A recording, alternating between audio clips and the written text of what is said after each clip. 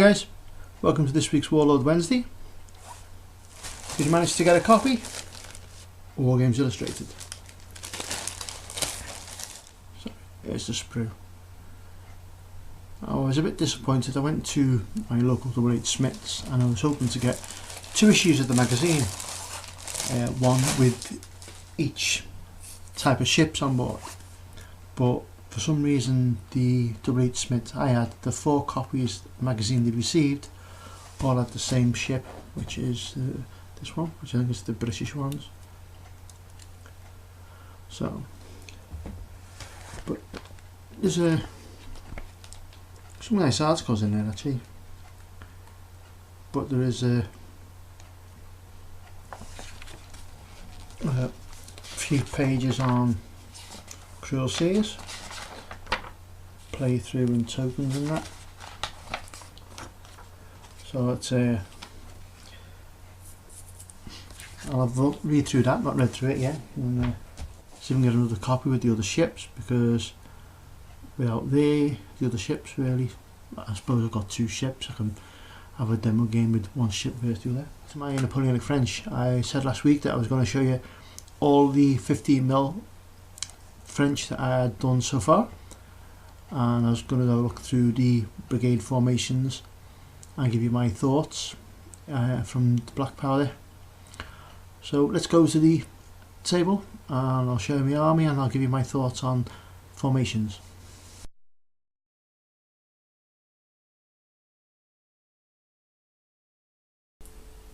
Okay guys, so this is my full 15mm army. Sorry about the shaky hand at the moment, but I'm doing this with the handycam rather than on the tripod, because otherwise I won't be able to zoom in and show you close up of the units. So first up, we've got 2 units of light, dragoons at the back, cuirassiers, and there's a lot of dragoons, and we've got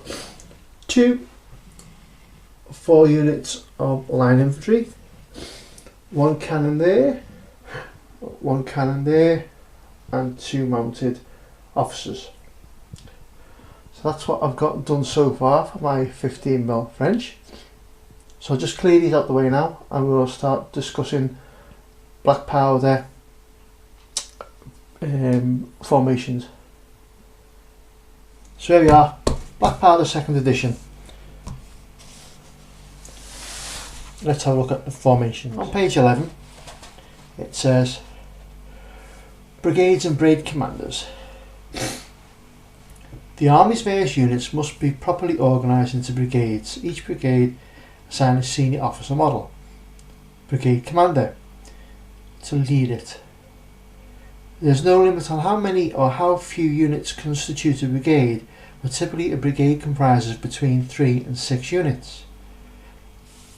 So a brigade can be between 3 and 6 units plus your commander.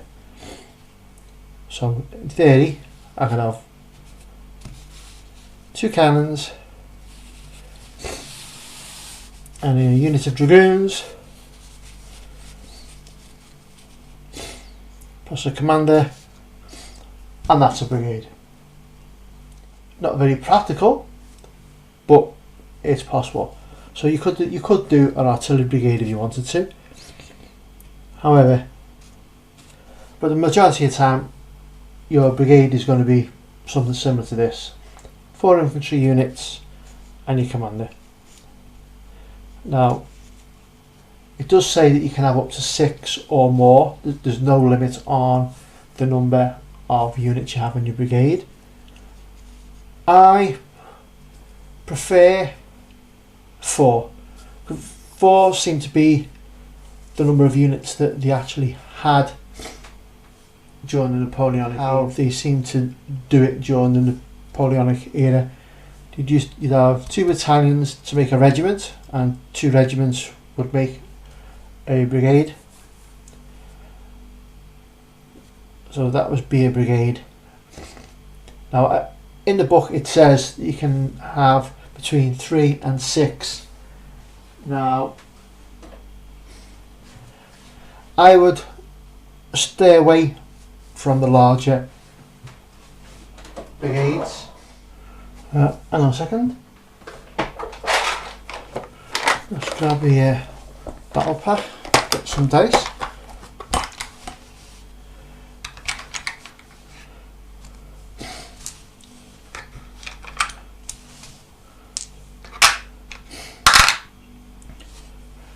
So let's go with the reason why I would say stick to this size max is when it comes to issue orders. Now your brigade commander can issue a brigade order and order all the units or half the units to advance or whatever, but they all have to be within 6 inches of each other if you're playing with 28mm, but because I'm playing with 15mm then the distance is 6 centimeters. So they all have to be within 6 centimeters of each other. Now, the way orders work is the same as in first edition. You have a leadership value, which average one is 7, and you go higher.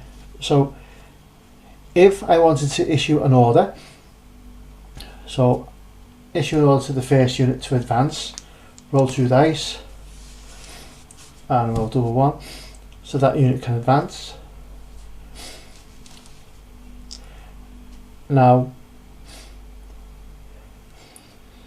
the orders are more complex than that because you can do up to 3 actions.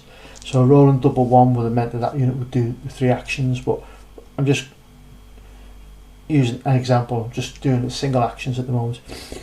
So the second unit, again, roll an 8, so that means he's failed.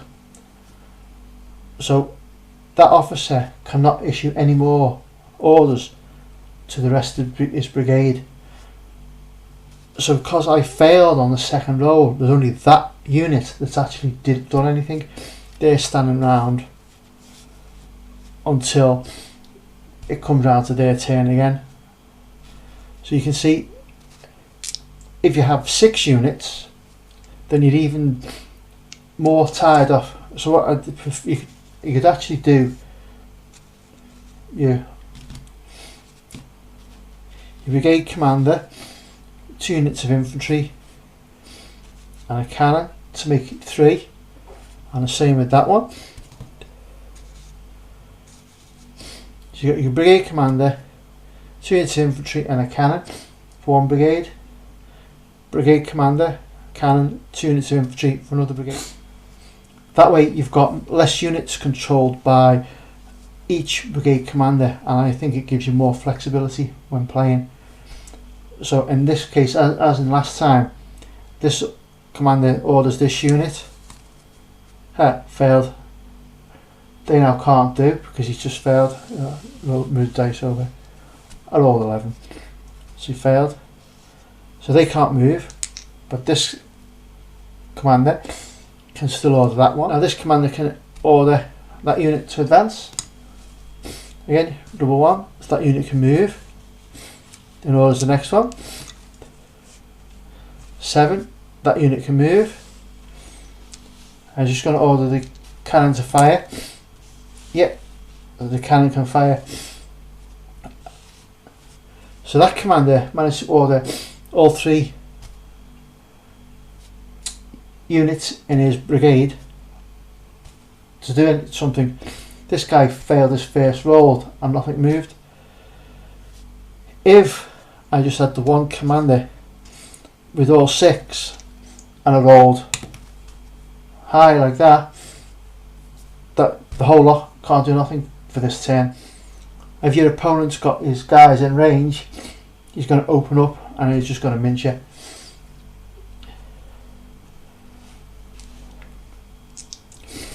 Okay, so that's my 2 penneth on brigades, and I say it's my 2 penneth. I feel that smaller brigades give you greater flexibility in the game, and to keep it sort of the time period, 4 infantry units to each commander, I find is a good way of doing it. So that will give me 1 brigade, 2 regiments and 2 battalions each. So there you go. Hope you found this interesting.